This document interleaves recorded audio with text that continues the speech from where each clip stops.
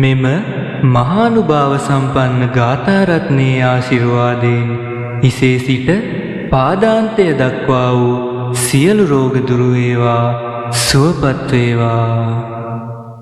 සම්බීතියෝ විවජ්ජන්තු සම්බ රෝගෝ විනස්සතු මාතේ භවත්තන්තරායෝ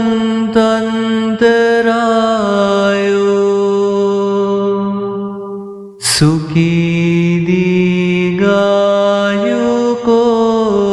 භව.